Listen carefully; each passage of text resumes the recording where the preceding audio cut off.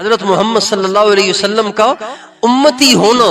یہ اتنی بڑی بات ہے، اتنی بڑی بات ہے، اتنی بڑی بات ہے کہ جس کا ہم دنیا میں تصور نہیں کر سکتے۔ حضرت محمد صلی اللہ علیہ وسلم کے امتی ہونے کی وجہ سے عام آدمی تو کہے گا کہ بھئی امتی ہونے سے مجھے کیا حاصل ہوا،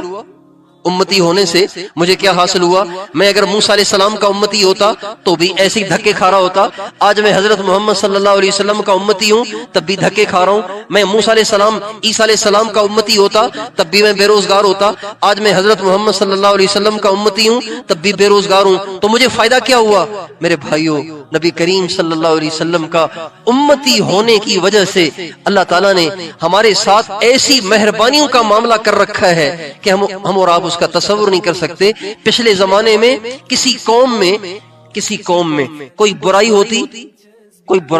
کوئی بدکاری ہوتی تو اللہ تعالیٰ بہت تھوڑی ان کو ڈھیل دیتے تھے، پھر ان کو پکڑ لیتے تھے۔ تھوڑی سی ڈھیل ملتی تھی پھر اللہ ان کو پکڑ لیتے تھے، تھوڑی سی ڈھیل ملتی تھی پھر اللہ ان پہ عذاب بھیج دیتے تھے، اور عذاب بھی ایسے کہ نوح علیہ السلام کی قوم پہ عذاب آیا، ایسا سیلاب آیا کہ ساری دنیا غرق ہو گئی، ساری دنیا اس میں غرق ہو گئی۔ پانی نکلا تندور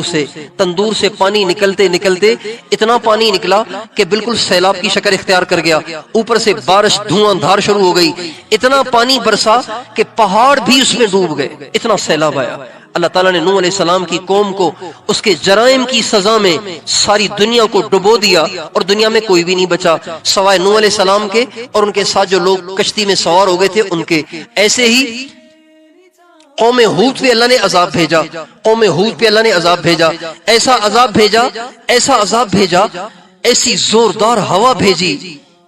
وَأَمَّا عَادٌ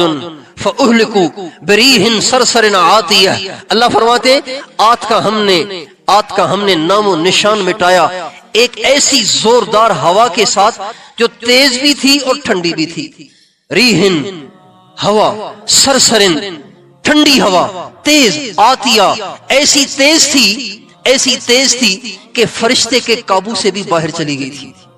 فرشتہ ہوا کو کنٹرول کرتا ہے، فرشتہ بادلوں کو کنٹرول کرتا ہے، فرشتہ ہوا کو کنٹرول کرتا ہے۔ اللہ کہتے ہیں وہ ہوا ایسی تھی کہ فرشتہ اس کو قابو کرنے سے بے بس ہو گیا، اللہ پاک نے اپنی قدرت سے اس ہوا کو چلایا، ایسی زوردار ہوا تھی۔ سخرها علیہم 7 لیال و8 ایام حسوما فترى القوم فیہا سرعا، اللہ تعالیٰ نے 7 راتیں 8 دن مسلسل اس ہوا کو اتنا تیز چلایا کہ قوم عاد جو 100 فٹ کے لوگ تھے، 150 فٹ کے لوگ تھے، ہوا نے ان کو اٹھایا اور ان کو فضا میں لے گئی اور ان کو آپس میں ٹکرایا، ان کے دھڑ الگ کر دیے، ان کے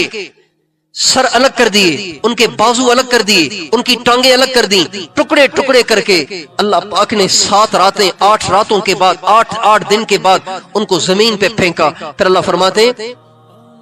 فَتَرَ الْقَوْمَ فِيهَا سَرْعَا، اب تم دیکھو گے کہ کسی کی لاش کہیں پڑی ہے، کسی کی لاش کہیں پڑی ہے، کسی کا سر کہیں پڑا ہے، کسی کے پاؤں کہیں پڑے، دھڑ کہیں پڑا ہے۔ یہ اللہ پاک نے ان کو ہلاک کر دیا، ان کا نام و نشان بھی مٹا دیا۔ پھر اللہ فرماتے فَهَلْ تَرَى لَهُم مِّن بَاقِيَةٍ، ان کی نسلوں میں سے کوئی آج تمہیں بچا ہوا مل رہا ہے؟ ہم گئے تھے قوم عاد کے علاقے میں، قوم عاد کے علاقے کا نام ہے وادی احقاف، یہ یمن، جنوبی یمن میں جو حضرموت کا علاقہ ہے اس میں وادی احقاف ہے، ہم ان کے علاقے میں گئے، ایسا سنسان ہے، آج بھی ان کا علاقہ سنسان ہے، آج بھی ان کا علاقہ ویران سنسان، جیسے ہمارے سندھ کا تھرپارکر ہے یا پنجاب کا چولستان ہے، بالکل اسی طرح سے پتھر ہی پتھر، پہاڑ ہی پہاڑ، اور مٹی ہی مٹی، ریت ہی ریت، کہیں کسی انسان کا گھر نظر نہیں آتا، کہیں کسی انسان کی آبادی نظر نہیں آتی، کہیں کوئی درخت نظر نہیں آتا، کہیں کوئی پھل پھول نظر نہیں آتا۔ اللہ تعالیٰ نے ہمیشہ کے لیے اس علاقے کو ویران کر دیا۔ ابھی کچھ عرصہ پہلے سعودی عرب کے بارڈر سے کھدائی کرتے ہوئے ایک لاش ملی ہے، قوم عاد کے ایک آدمی کی لاش ملی ہے، ناپنے والوں نے اسے ناپا تو اس کی جو کھوپڑی ہے،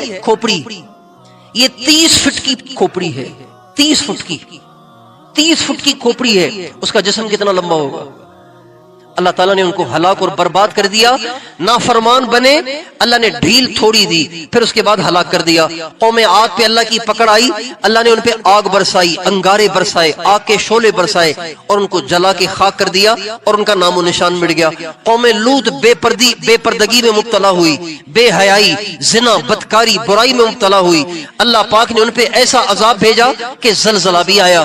اور پتھر بھی برسے, اور اللہ نے ان کی بستی کو آسمان پہ اٹھا کے ان کی بستی کو الٹ کے زمین پہ پھینکا اور ہمیشہ کے لیے ان کا نام و نشان مٹا دیا. اب آپ دیکھیں قوم نوح نے جو جرائم کیے, قوم شعیب نے جو جرائم کیے, قوم عاد نے جو جرائم کیے, قوم لوط نے جو جرائم کیے, یہ سارے جرائم ہمارے معاشرے میں ہو رہے ہیں کہ نہیں ہو رہے ہیں؟ بھئی ہو رہے ہیں کہ نہیں ہو رہے ہیں؟ حضور اکرم صلی اللہ علیہ وسلم کا امتی ہونے کا یہ نتیجہ ہے کہ اللہ تعالیٰ نے ہمیں ان عذابوں سے بچا رکھا.